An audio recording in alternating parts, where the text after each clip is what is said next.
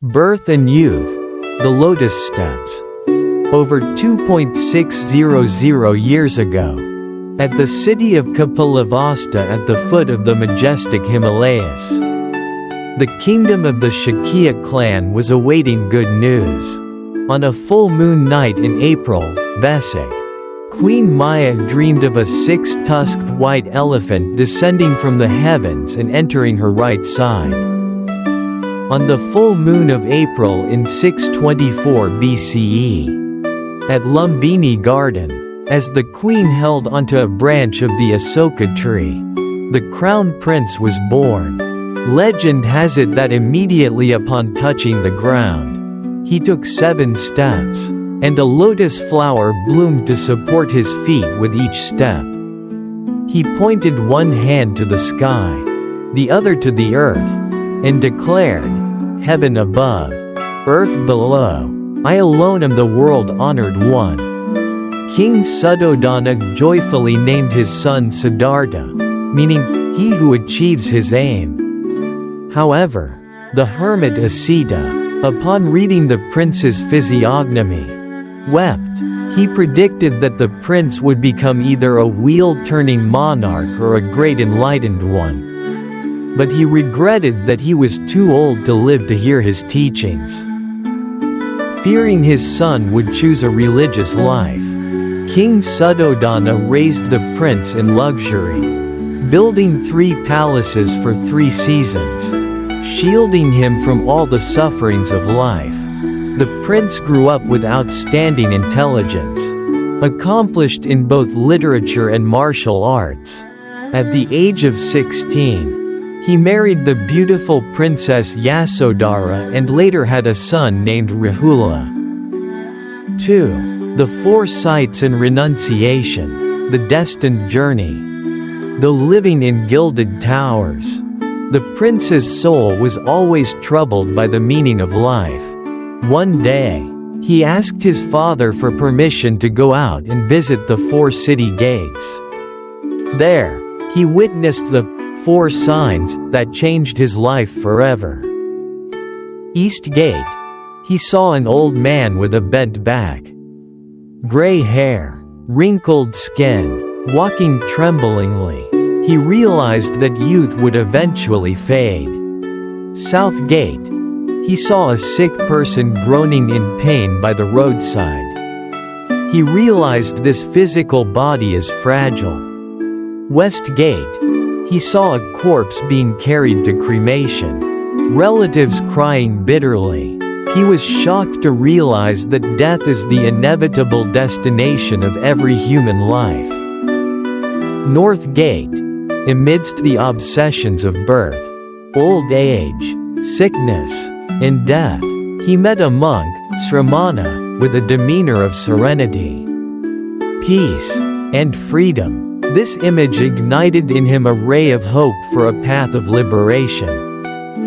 Returning to the palace, the sound of music and singing no longer brought him joy. Looking at his sleeping wife and child, his heart tightened, but his will to seek the way was decided. On the night of the 8th of the 2nd lunar month, Prince Siddhartha, then 29 years old, along with his charioteer Channa rode the horse Kanthaka over the city walls to renounce the world. Reaching the banks of the Anoma River, he cut his own hair, handed back his royal robes, donned a simple saffron robe, and began the life of a homeless monk. 3. Asceticism and enlightenment, the middle way. Prince Siddhartha, now the ascetic Gautama, sought out the most famous teachers of the time to learn the way. He quickly attained their highest levels of meditation but realized that this was not yet ultimate liberation. The cycle of birth and death still remained. He decided to practice asceticism with the 5 brothers of Khandana. For 6 years, he mortified his body to the extreme, eating only a sesame seed a day, drinking a few drops of dew, his body becoming skin and bones. One day, exhausted, He fainted by the banks of the Nirvana river, revived by a bowl of milk rice offered by the village girl Suddhodana. He realized the truth: if the lute string is too tight, it will snap; if too loose, it will not play. Indulgence in sensual pleasures or self-mortification are two wrong extremes. Only the middle way leads to wisdom. He bathed, accepted a bundle of kusa grass for a cushion, sat under the Bodhi tree, and made a great vow: though my blood may dry up and my bones turn to dust, until I attain supreme enlightenment, I will not leave this seat. During 49 days and nights of meditation, Mara, the demon king, sent his armies to disturb him, using lust and fear to attack. But his mind remained immovable as a mountain. As the morning star rose at dawn on the full moon of April, when he was 35, the darkness of ignorance was completely dispelled. He attained the three knowledges: knowledge of past lives, the divine eye, and the extinction of defilements, and fully understood the principle of dependent origination in the Four Noble Truths. He became the Buddha Shakyamuni, the fully awakened one. 4. Teaching and saving beings. The wheel of Dharma turns.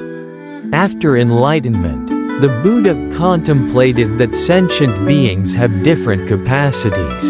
Like lotuses in a pond, some submerged, some rising above the water. Out of infinite compassion, he decided to set out to preach the truth. He walked to the deer park, Sarnath, to find his 5 former ascetic companions. There, he preached his first sermon, the Dhammacakkappavattana Sutta, setting in motion the wheel of the Dharma, teaching the Four Noble Truths and the Noble Eightfold Path. The 5 brothers of Khandana became the first disciples, and the 3 jewels, Buddha, Dharma, Sangha, were officially established in the world. For 45 long years, the Buddha's bare feet traveled all over the Ganges basin. He made no distinction of class or status. He taught the powerful King Bimbisara and King Pasenadi. He taught the serial killer Angulimala to drop his butcher's knife and become an arhat. He taught the scavenger Sunita of low caste and the courtesan Ambapali. His teachings were like a gentle rain watering the dry souls of the world, teaching people to abandon greed, hatred, and delusion, and to live a life of compassion and wisdom. 5. Parinirvana, the extinguishing of the lamp of wisdom. At the age of 80, the Buddha's physical body was old and weak like an old cart. He announced to his disciples that he would enter parinirvana in 3 months. At the Sal Grove in Kushinagar, the Buddha ate his last meal offered by the smith Kunda. Although he knew the food was problematic, poisonous mushrooms, truffles, he still accepted it with compassion and instructed that Kunda should not be blamed. Lying on his right side, head facing north, the Buddha asked his disciples one last time if anyone had any questions about the Dharma. When silence prevailed, he left his final teaching, echoing through the ages. Behold, O monks, this is my last advice to you. All conditioned things are subject to decay. Strive on with diligence for your liberation. Having spoken, he peacefully entered the stages of meditation and passed into great parinirvana. The earth shook, and Mandarava flowers fell like rain. Though his physical body has dissolved into the void, his Dharma body and teachings remain forever bright, lighting the way for sentient beings to escape the ocean of suffering. Namo Shakyamuni Buddha.